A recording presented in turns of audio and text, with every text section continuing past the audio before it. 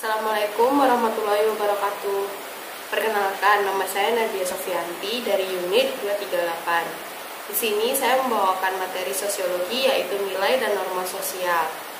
Mengapa nilai dan norma sosial? Karena nilai dan norma sosial adalah hal terpenting dari kehidupan bermasyarakat itu sendiri. Jika tidak ada, kehidupan bermasyarakat akan tidak harmonis.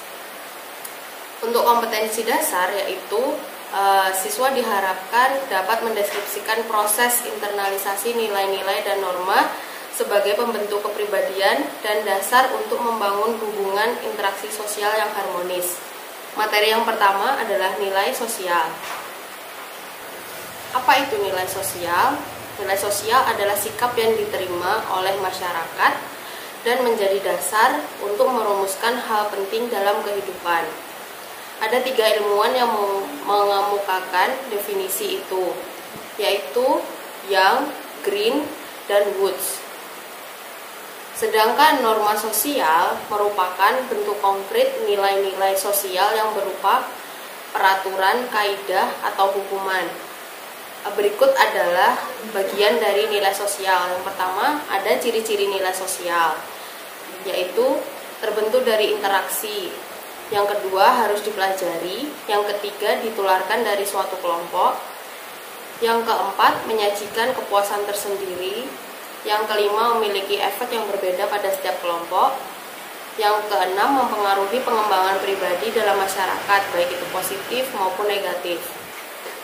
Selanjutnya, tolak ukur.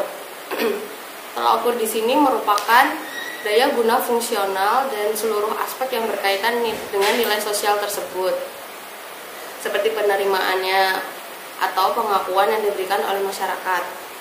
Selanjutnya, terdapat sumber nilai. Sumber nilai di sini ada 2 jenis, yaitu sumber ekstrinsik dan sumber intrinsik. Sumber ekstrinsik merupakan sumber yang berasal dari luar, sedangkan sumber intrinsik sumber nilai yang berasal dari dalam. Lalu ada jenis-jenis nilai. Menurut Profesor Dr. Nathanegoro, terdapat 3 jenis nilai, yaitu nilai material, nilai vital, dan nilai spiritual. Dalam nilai spiritual ini dibagi lagi menjadi 4, yaitu nilai moral, nilai religius, nilai kebenaran, dan nilai keindahan.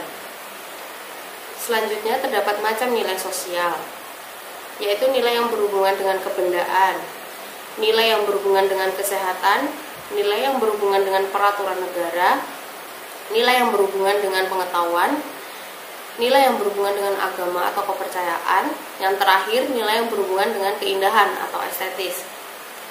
Fungsi dari nilai adalah untuk mengatur cara berpikir manusia, untuk mengembangkan seperangkat alat yang siap dipakai untuk menetapkan harga nilai sosial dan pribadi, sebagai pengawas dan daya tahan untuk alat solidaritas di kalangan anggota masyarakat, yang terakhir untuk penentu terakhir bagi manusia dalam memenuhi peran. Setelah membahas nilai sosial, sekarang kita membahas norma sosial yuk. Nah, menurut Selo Sumarjan, norma sosial itu terbagi 2, yaitu pertama, sebagai pedoman hidup yang berlaku di masyarakat. Yang kedua, mengikat masyarakat yang berakibat memberikan sanksi terhadap masyarakat yang melanggar. Lalu, norma sosial ada 3 macam loh. Yang pertama, norma tidak resmi. Yang kedua, norma resmi. Dan yang terakhir, norma utama. Norma resmi yaitu ketentuan yang belum jelas dan pelaksanaannya tidak wajib. Sedangkan norma resmi, dia itu yang harus diwajibkan dengan tegas oleh pihak yang berwenang atau yang berwajib. Nah, yang terakhir ada norma utama. Norma utama itu terbagi ada norma kelaziman, norma hukum, norma kesopanan, norma kesusilaan, norma agama. Nah, itu semua merupakan macam norma sosial. Selanjutnya, norma itu sebagai petunjuk kehidupan juga loh. Karena isi dari norma sendiri yaitu ada perintah, larangan, dan anjuran agar masyarakat itu dapat hidup dengan pantas, sehingga menciptakan ketertiban, keteraturan, dan kedamaian, sehingga tidak ada kericuhan. Nah, tadi kan kita sudah belajar tentang norma dan nilai beserta komponennya. Sekarang kita akan belajar tentang hal apa saja yang akan berkaitan dengan nilai dan norma. Ayo kita mulai. Jadi, Kuncharaningrat merinci 7 unsur kebudayaan atau yang bisa disebut juga culture universal, yaitu ada sistem religi dan upacara keagamaan, sistem dan organisasi kemasyarakatan, sistem pengetahuan, bahasa, kesenian, sistem mata pencarian hidup, sistem teknologi dan peralatan. Ada 7. Nah, teman-teman juga harus tahu loh kalau nilai dan norma itu bisa berubah seiring berkembangnya zaman. Cara apa aja sih yang bisa membuat nilai dan norma itu berubah? Jawabannya, karena adanya akulturasi budaya. Mengapa sih hal ini tuh bisa terjadi? Nah, bisa dikarenakan sistem nilai dan norma yang ada di masyarakat terbuka, sehingga menyebabkan budaya-budaya dari luar masuk dan melebur dengan budaya yang sudah ada. Adapun faktor-faktor penyebab pergeseran nilai sebagai berikut. Nah, yang pertama ada penemuan. Penemuan dapat diartikan yaitu terungkapnya manfaat suatu hal yang sebenarnya sudah ada untuk kehidupan manusia. Yang kedua ada invensi. Invensi sendiri maksudnya yaitu kombinasi baru atau cara penggunaan baru dari pengetahuan yang sudah ada. Yang ketiga ada difusi.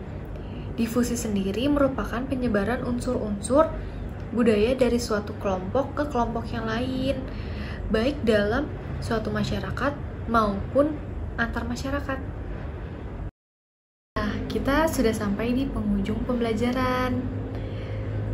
Jadi, kesimpulan dari pembelajaran nilai dan norma sosial ini yaitu nilai merupakan suatu sikap yang diterima oleh masyarakat dan menjadi dasar untuk merumuskan hal penting dalam kehidupan. Sedangkan norma sosial merupakan bentuk konkret nilai-nilai sosial yang berupa peraturan, kaidah, atau hukuman. Lalu, adapun faktor-faktor yang menyebabkan terjadinya pergeseran nilai karena penemuan, invensi, dan difusi. Ya, sekian materi dari kami. Mohon maaf bila ada salah kata. Wassalamualaikum warahmatullahi wabarakatuh.